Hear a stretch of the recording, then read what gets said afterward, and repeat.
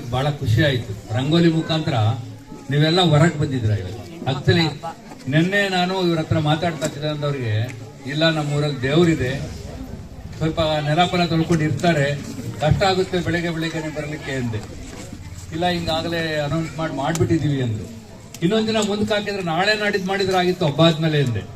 ಇಲ್ಲ ಆಗಿದೆ ಹೋಗ್ಬಿಡೋಣ ಬಿಡಿ ಅಂದ್ರು. ರಾತ್ರಿ 9 ಗಂಟೆಗೆ ನಾವು ಬೆಂಗಳೂರು ಸೇರ್ಕೊಂಡು ಬೆಳಗ್ಗೆ 7 ಗಂಟೆಗೆ ಮತ್ತೆ ವಾಪಸ್ ಈ ಕಡೆಗೆ ಬಂದ್ವಿ.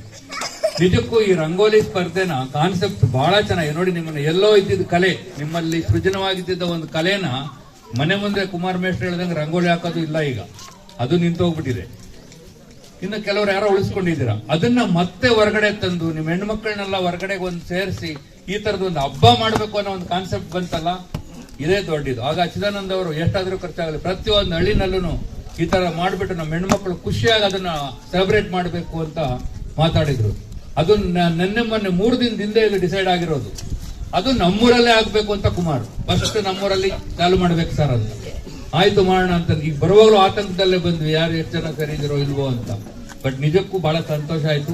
ಆ ರಂಗೋಲಿಗಳನ್ನಂತೂ ನೀವು ಪ್ರೈಸ್ ಕೊಟ್ಟ ಮೇಲೆ ಅಯ್ಯೋ ನನಗೆ ಬರಲ್ಲ ಅನ್ಕೋಬೇಡಿ, ಪ್ರತಿಯೊಬ್ಬರು ಹೊರಗಡೆ ಅದಕ್ಕೆ ರಂಗೋಲಿ ಪ್ರೈಸ್ ತಗೊಳ್ಳಿಕ್ಕೆ ಅಷ್ಟು ಚೆನ್ನಾಗಿದೆ.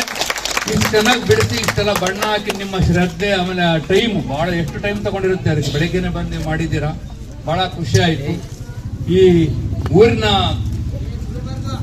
ಊರಲ್ಲಿ ಒಟ್ಟಿಗೆ ಸೇರ್ಲಿಕ್ಕೆ ಇಂಥ ಹಬ್ಬನ ಮಾಡಬೇಕು ಸರ್. ಪ್ರತಿ ವರ್ಷನೂ ಈ ಹಬ್ಬ ಮಾಡೋಣ. ಯಾಕೆಂದ್ರೆ ನೀವೆಲ್ಲ ಇಷ್ಟೊಂದು ಪಾರ್ಟಿಸಿಪೇಟ್ ಮಾಡೋದು ನೋಡಿದ್ರೆ ಇನ್ನ ಬೇರೆ ಬೇರೆ ಹಳ್ಳಿಗಳಲ್ಲಿ ನಿಜವಾಗಲೂ ಅವರು ಇನ್ನೂ ಆಸಕ್ತರಾಗ್ತಾರೆ. ಅದು ನಮ್ಮ ಊರಿಂದಾನೇ ಚಿದಾನಂದ್ ಪ್ರಾರಂಭ ಮಾಡೋದು ಬಹಳ ಹೆಮ್ಮೆ ನನಗೆ. ಇನ್ನು ಚಿದಾನಂದ್ ಅವ್ರ ಬಗ್ಗೆ ಎಲ್ಲರೂ ಮಾತಾಡಿದ್ದಾರೆ. ನಾನು ಹೆಚ್ಚಾಗಿ ಮಾತಾಡೋಕೆ ಏನು ಇದಿಲ್ಲ, ಯಾಕಂದ್ರೆ ಅವ್ರ ಸಾಧನೆ ಮಾತಾಡುತ್ತೆ. ಅವ್ರನ್ನ ನಾವು ನೋಡಿ ಅಲ್ಲ, ಅವ್ರ ಸಾಧನೆ ಮಾಡಿರೋದನ್ನ ನೋಡಿ ಗುರುತಿಸ್ಬೇಕಾಗತ್ತೆ. ಅದನ್ನ ನಾನು ಒತ್ತು ಹೇಳಲ್ಲ, ಯಾಕೆಂದ್ರೆ ಈ ಸಂದರ್ಭದಲ್ಲಿ ನಮ್ಮೂರಿನ ಎಲ್ಲ ಹಿರಿಯರನ್ನು ಜ್ಞಾಪಿಸ್ಕೋಬೇಕಾಗತ್ತೆ. ಆಗಲೇ ಎಳೆದೋಗಿರೋರ್ನ ಹೆಸರು ಹೇಳ್ಕೊಂಡು ಹೋದ್ರೆ ಒಬ್ಬೊಬ್ಬರು ವಿಚಿತ್ರವಾಗಿದ್ದಾರೆ. ಅಂದ್ರೆ ಅವ್ರ ಒಬ್ಬೊಬ್ಬರು ಶಕ್ತಿನೇ ಬೇರೆ. ಅದರಲ್ಲಿ ಈರಣ್ಣ ಮಾಸ್ಟರ್ ಒಬ್ರು, ಅವ್ರ ಮಗ ಅಂತ ಹೇಳ್ಕೊಳಕ್ಕೆ, ಅವ್ರ ಶಿಷ್ಯ ಅಂತ ಹೇಳ್ಕೊಳಕ್ಕೆ ನಮ್ಗೆ ಹೆಮ್ಮೆ ಆಗುತ್ತೆ. ಇನ್ನ ಈ ಅಭಿವೃದ್ಧಿ ಕಾರ್ಯಗಳು ಹೀಗೆ ಮುಂದುವರಿಲಿ. ಚಿದಾನಂದ ಅವರ ಪ್ರೋತ್ಸಾಹ ಪ್ರತಿಯೊಂದು ಹಳ್ಳಿಗೂ ಹೀಗೆ ಇರಲಿ. ನಮ್ಮ ಜಡ್ಜಿಗಳು ಅವರು ತುಮಕೂರಿಂದ ಬಂದಿದ್ದಾರೆ, ಇನ್ನು ಬೇರೆ ಬೇರೆ ಕಡೆಯಿಂದ ಬಂದಿದ್ದಾರೆ. ಅವರೆಲ್ಲ ಬೆಳಗ್ಗೆಯಿಂದ ಬಂದಿದ್ರು ಡಿಸೈಡ್ ಮಾಡಿದ್ದಾರೆ. ಅವರು ಹೇಳ್ತಾ ಇದ್ರು ಯಾವ್ದಕ್ಕೆ ಕೊಡ್ಲಿ ಸರ್, ಅಷ್ಟು ಅದ್ಭುತವಾಗಿದ್ದಾವೆ ಅಂತ.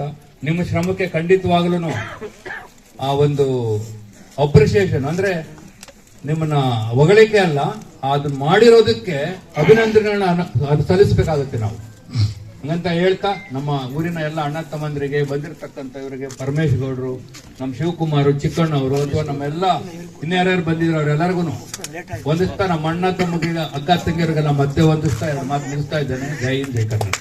ಅವರೇ, ಸುಬ್ರಹ್ಮಣ್ಯ ಸ್ವಾಮಿ ಅವರೇ, ಹಾಗೂ ಏನು ತೀರ್ಪುಗಾರರು ಬಂದಿದ್ದೀರಿ, ಮತ್ತೆ ಚಿದಾನಂದ ಬಳಗದ ಎಲ್ಲ ಸದಸ್ಯರು ಬಂದಿದ್ದೀರಿ, ನಮ್ಮೂರಿನ ಎಲ್ಲ ಸಹೋದರ ಸಹೋದರಿಯರು ಮತ್ತು ತಾಯಂದಿರು ಎಲ್ಲ ಬಂದಿದ್ದೀರಿ.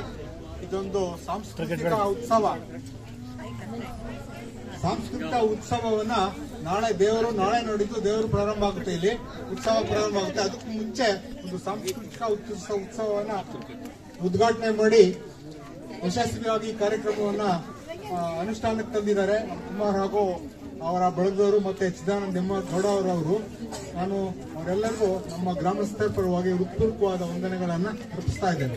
ಚಿದಾನಂದ ಗೌಡ ಇದೇ ಶಾಲೆಯಲ್ಲಿ, ಅಂದ್ರೆ ಈ ಹೋಟ್ಲ್ ಇದೆಯಲ್ಲ, ಬಿಲ್ಡಿಂಗ್ ಇದೆ, ಇದೇ ಮನೆಯಲ್ಲಿ ಬೆಳಗ್ಗೆ 9 ಗಂಟೆಗೆ ಬ್ಯಾಗ್ ತಗೊಳಕ್ಕೆ ಬರ್ಗೂರು ಹೈಸ್ಕೂಲ್ಗೆ ಹೋಗ್ತಿದ್ದಾರೆ. ಈಗ ಚಿದಾನಂದ ಗೌಡ ಬ್ಯಾಗ್ ತಗೊಳಕ್ಕೆ ವಿಧಾನಸೌಧಕ್ಕೆ ಹೋಗ್ತಿದ್ದಾರೆ. ನಮ್ಮೆಲ್ಲರ ಕಷ್ಟವನ್ನ ಬಗೆಹರಿಸುವಂತ ಪ್ರಯತ್ನ ಮಾಡ್ತಿದ್ದಾರೆ. ಹಾಗೆ ನಮ್ಮ ತಾಲೂಕಿನಲ್ಲಿ ಅತ್ಯುತ್ತಮವಾದ ಒಂದು ಶಾಲೆಯನ್ನ ಸ್ಥಾಪನೆ ಮಾಡಿ, ಹಣ ಇರೋರಿಗೆ ಸಹಾಯ ಆದ್ರೆ ಬಡವರಿಗೆಲ್ಲ ತಾಲೂಕಲ್ಲಿ ಮತ್ತು ಹಳ್ಳಿಗಳಲ್ಲೆಲ್ಲ ಸರ್ಕಾರಿ ಶಾಲೆಯನ್ನೇ ಒಂದು ಉತ್ತಮವಾದ ಶಾಲೆಯಾಗಿ ರೂಪಿಸ್ತಿದ್ದಾರೆ. ನಮ್ಮ ಶಾಲೆ ನೋಡ್ಬೇಕು, ಚಿದಾನಂದ ಗೌಡ ಅವರ ಮನೆಗೆ ಶಾಲೆಗಿನ್ನ ಚೆನ್ನಾಗಿದೆ, ಹೈಟೆಕ್ ಶಾಲೆ ಇಲ್ಲಿ ಕಟ್ಟಿರುವಂತದ್ದು. ಅವ್ರ ಶಾಲೆ ಏನು ಪ್ರೆಸಿಡೆನ್ಸಿ ಶಾಲೆ ಇದೆ, ಅದಕ್ಕಿಂತ ಯಾವುದೇ ಕಡಿಮೆ ಇಲ್ಲ. ನಮ್ಮಲ್ಲಿರುವಂತ ಎಲ್ಲ ಬಡ ವರ್ಗದ ಮಕ್ಕಳು ಆ ಶಾಲೆಯಲ್ಲಿ ಓದ್ತಿದ್ದಾರೆ. ನಮ್ಮ ಅನೇಕ ಸೋದರರು ಅದಕ್ಕೆ ಬೇಕಾದಷ್ಟು ಸಹಾಯ ಮಾಡಿದ್ದಾರೆ. ಕಂಪ್ಯೂಟರ್ಸ್ ಅಂತೆ, ಟೇಬಲ್, ಅದೆಲ್ಲಕ್ಕೂ ನಮ್ಮ ಹೊರಗಡೆ ಇರುವಂತಹ ವಿದ್ಯಾರ್ಥಿಗಳೆಲ್ಲ ಸಹಾಯ ಮಾಡಿದ್ದಾರೆ. ಅವರೆಲ್ಲರಿಗೂ ಈ ಸಮಯದಲ್ಲಿ ನಾನು ನನ್ನ ವೈಯಕ್ತಿಕವಾದ ಒಂದು ಅಭಿನಂದನೆಯನ್ನ ಸಲ್ಲಿಸ್ತಾ ಇದ್ದೇನೆ. ಹಾಗೆ ನಮ್ಮ ಸೋದರ ಜಯರಾಮ್ ಮಾತಾಡ್ತಾರೆ.